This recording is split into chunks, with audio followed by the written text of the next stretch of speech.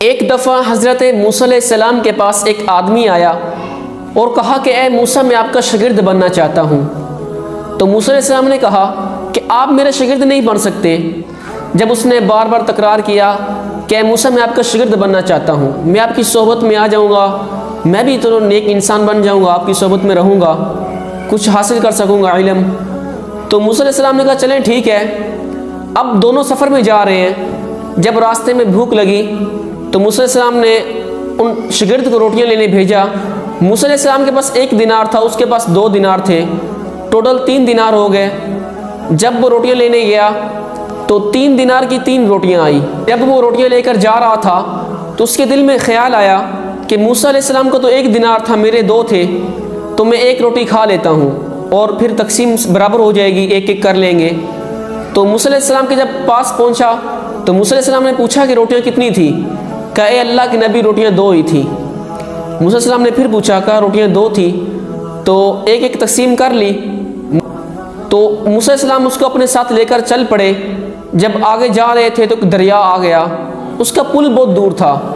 موسیٰ علیہ السلام نے کہا تم میرا ہاتھ پکڑو، اور پانی کے اوپر سے ہی دریا کو عبور کر لیا۔ وہ بہت حیران ہوا۔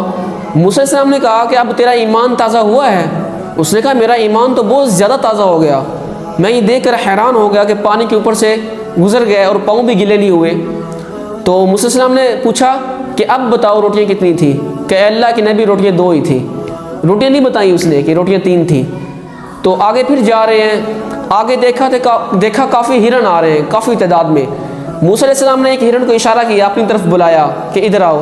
وہ آ گیا، پھر اس کو لیٹنے کا اشارہ کیا، وہ نیچے لیٹ گیا۔ پھر اس کو ذبح کیا، اس کو پکا کر کھایا، اور اس کی ہڈی تھی نا، اس کو ٹھوکر لگائی۔ موسیٰ علیہ السلام نے کہا زندہ ہو جا، وہ پھر زندہ ہو گئی، اور پھر اپنی آواز نکالتی ہوئی چل پڑی، ان کے ساتھ مل گئی۔ تو شاگرد نے دیکھا تو موسیٰ علیہ السلام نے پوچھا کہ اب بتاؤ تیرا ایمان تازہ ہو گیا؟ اس نے کہا اللہ کے نبی میرا ایمان پہلے سے زیادہ تازہ ہو گیا، کافی زیادہ۔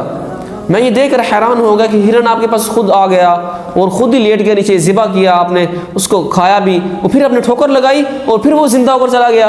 تو موسیٰ علیہ السلام نے فرمایا اچھا تو اب بتاؤ روٹیاں کتنی تھی؟ کہ روٹیاں 2 ہی تھی۔ موسیٰ علیہ السلام نے کہا یہ نہیں سمجھے گا بھائی۔